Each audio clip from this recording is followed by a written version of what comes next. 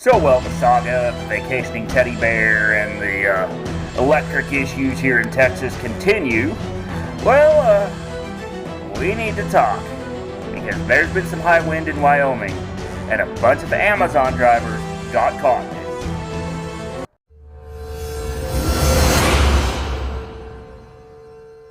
So, severe weather season is already kicking off with a bang! Or, in the case of people in Wyoming, a bunch of bangs. You know, the type that happen when a truck tips over. So, on this episode of Truckin' It, I'm going to talk about high wind.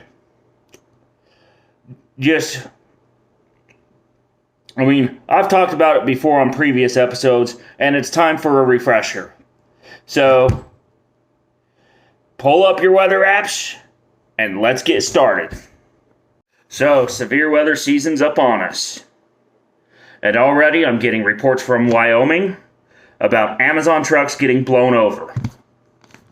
Jeff Bezos, this is on you for relaying information from the National Weather Service to your trucks.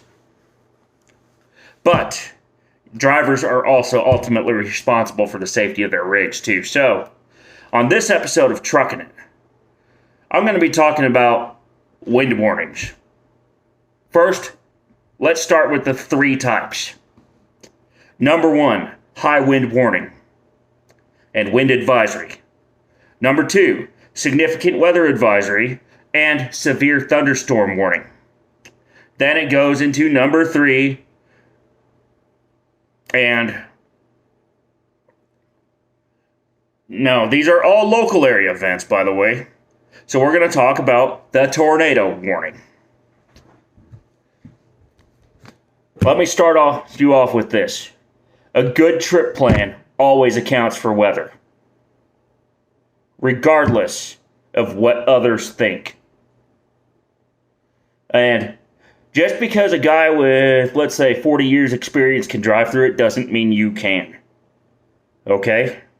Because your load's different than his, your truck's different than his, and your situation might be different than his or hers. So, experience does play a factor. Oftentimes I'm seeing these crashes involving rookie drivers and drivers who failed to plan their trip. So, with that out of the way, let me start you off with the differences. Let's start with the wind advisories and high wind warnings. A wind advisory or red flag warning is issued depending on the humidity in the atmosphere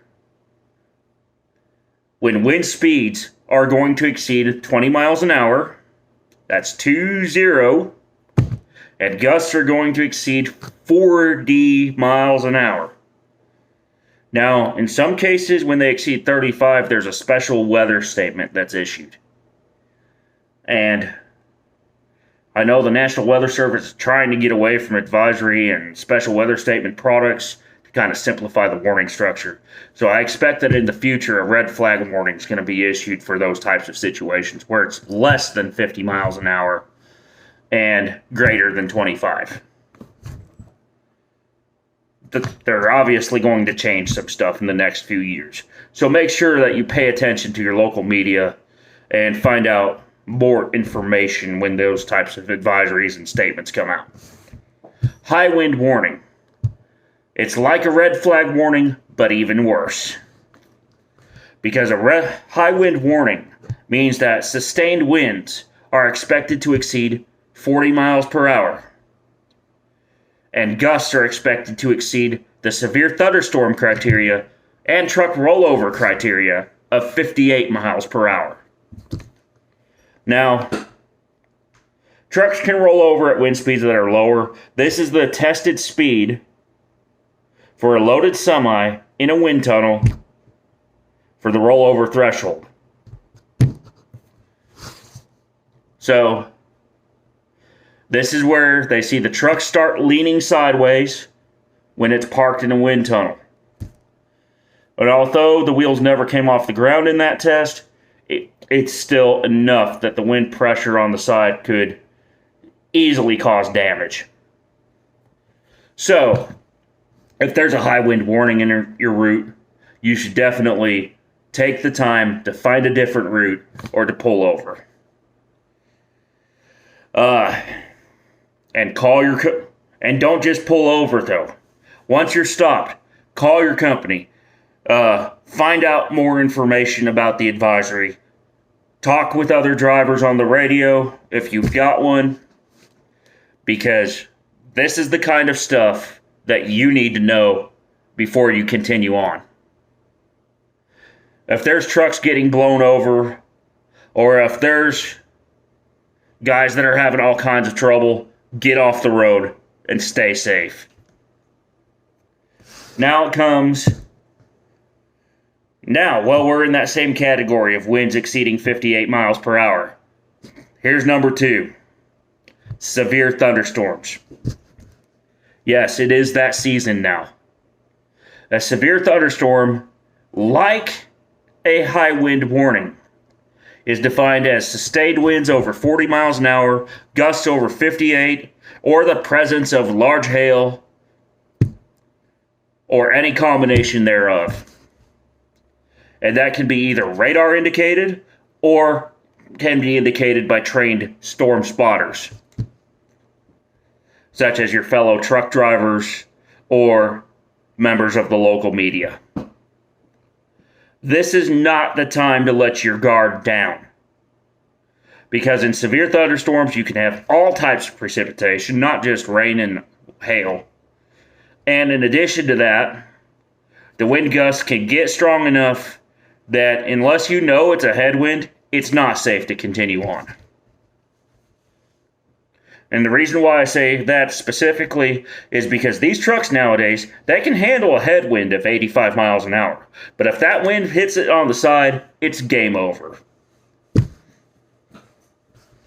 And that leads me to the third phenomenon, and the deadliest of the 3.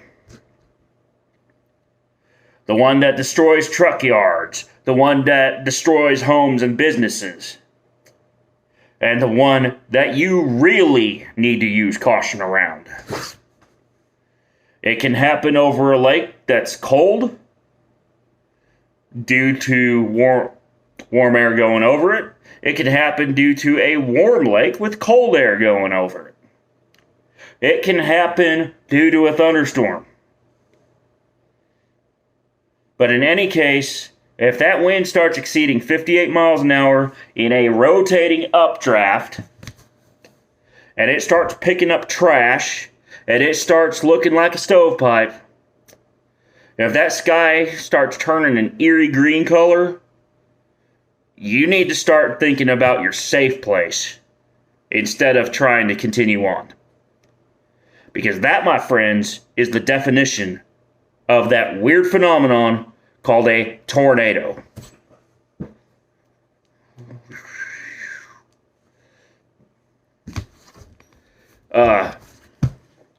Now, there's different categories of tornadoes. I'll let you research the National Weather Service info on them in the description down below.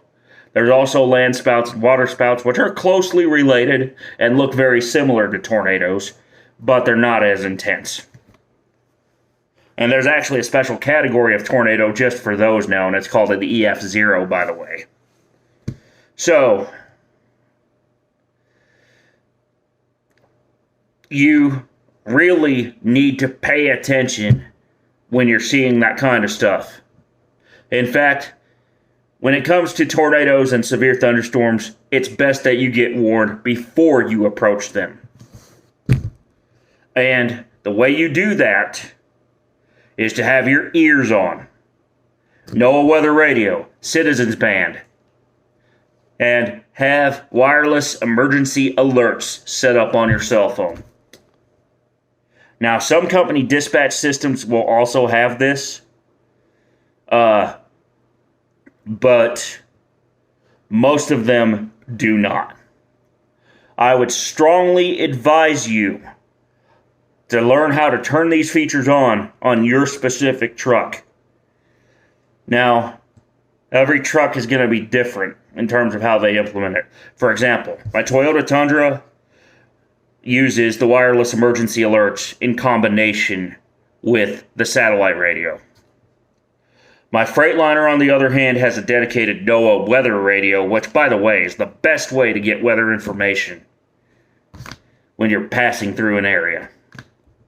And if you can't do that for some reason, like you're in a team operation or you're in a situation where you can't use your radio, then pick up your headset and use your hands-free calling to dial your travel information line and of the state you're passing through. For a lot of states, it's 511. But for others, there may be a dedicated toll-free number to call. So like, for instance, in Texas, it's 1-800-452-9292. And there's other phone numbers for Arkansas, Tennessee, Illinois, Louisiana, Mississippi, etc. So check with your state's DOT to find out what that number is. And you really need to stay up to date on this stuff, because the regulations that involve the words truck and rollover in the same sentence are getting pretty intense now. It used to be that you could keep your license if your truck rolled over because they couldn't find the cause. But nowadays, if you're caught blatantly ignoring weather warnings, it's game over for you and your career. And you'll have to fight the NTSB in court. So, keep the shiny side up, y'all. Make sure that you know your wind advisories and your wind warnings. Remember what I already said in this video? I will provide links to the weather-related info down below. And if you are involved in a weather-related incident, please do not pull off a Ted Cruz and leave the scene. Just stay at the scene and wait until help arrives so that you can get treated for anything that happens to you, and so that anyone else involved can be of assistance or that you can assist them. Until next time, let's make your best trip your next trip. Stay informed, stay prepared, stay safe, and let's keep learning, keep thinking, keep on trucking. Bye for now.